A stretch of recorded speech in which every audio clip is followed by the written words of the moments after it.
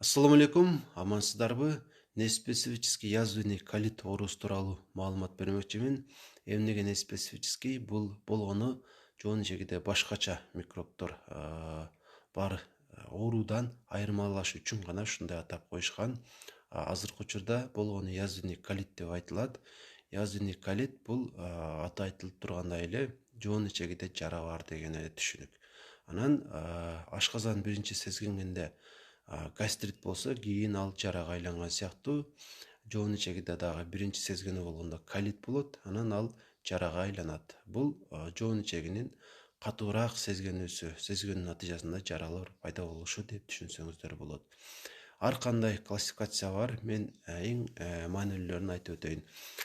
Бул көрүп турганыңыздар жоон ичеги, бул сол тарабы, бул оң тарабы, бул болсо өйдө жагы. Эми карап туруңуздар.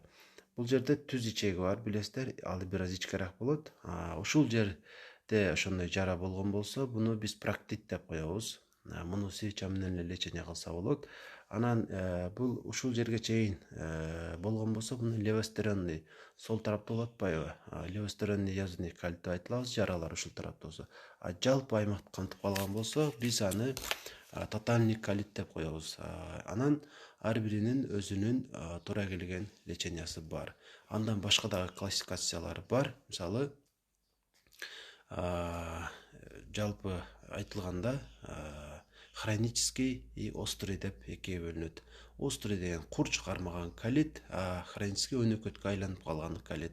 6 айга чейинки аралыктагы ооруган убактысы бул кур чыгармаган колит болот. Андан да узайып ооруй берсе, бул албетте өнөкөт формага айланып кеткен колит деп түшүнөбүз. Анан дагы 3 түрдүү бөлүнүү бар. Бул жеңил түрү, орточо ооруктагы, анан өтө катуу күчөп кеткен түрү деп айтылат.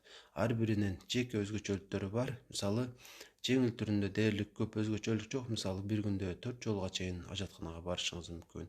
Дене табыңыз көтөрүлбөйт, көп деле өзгөчөлүктөр болот. Ал эми орточо жана оор белгилеринде мисалы биринде температура субфебрилитетке 38 чейин жетсе, эң оор түрүндө андан дагы ашып кетет.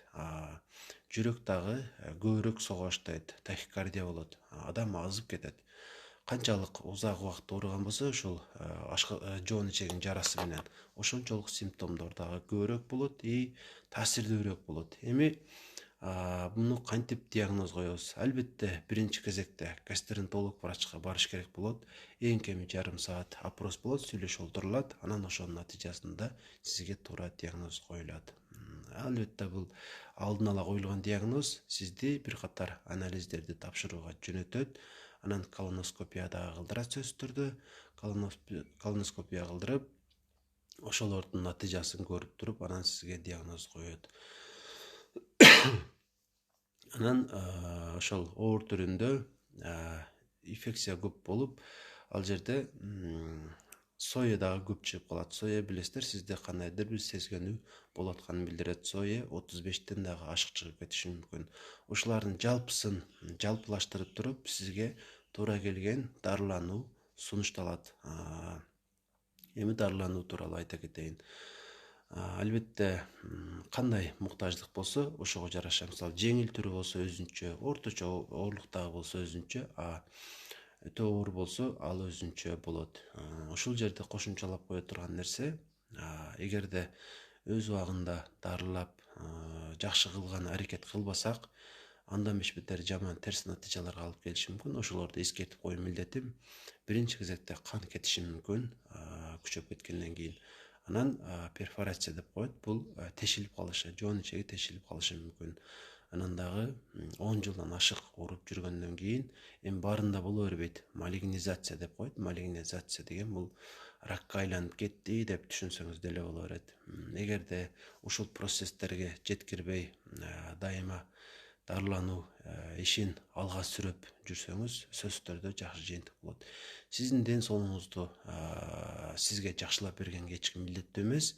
Биринчи кезекте өзүңүз аракет кылыңыз, гастроэнтологко барыңыз, андан кеңеш алыңыз, айткандай леченияны, дарылануу ыкмаларын жүргүзүңүз. Дары дармектердин аттарын айткандан эч кандай майнап жок. Анткени баары бир сиз өзүңүз керектүү болгон дарылануу ыкмасын жүргүзө албайсыз. Сөзсүз түрдө гастрентологко барууну сунуштайм. Терапевт врачка барышыңыз мүмкүн, бирок ал деле жалпы карагандыгы үчүн сизди канааттандырарлык жооп менен кайтара албашы мүмкүн. Ошон үчүн биринчи кезекте гастрентолог врачка барыш керек болот. Анан дарылануу бир аз узагыраак убакытка созулушу ыктымал. Ага көңүл бурбайсыз. Эң башкысы сизде жакшы өзгөрүүлөр болгону. Анан адамдар мынтип суроо берип калышат. Мисалы, зоб жок болобу, жок болбойбу деп. Жок болбойт. Анан дагы гепатит жок болобу, жок болбойбу деп сурашат. Жок болбойт. Кайсы гана оору менен сиз ооруп калбаң, ал сизден кетип калбайт. Ал сиз менен дайыма жашайт. Бирок бул нерсе сизди кайгырууга үндөбөш керек. Анткени оору бар болгону менен сиз жакшы болуу мүмкүнчүлүгүңүз бар.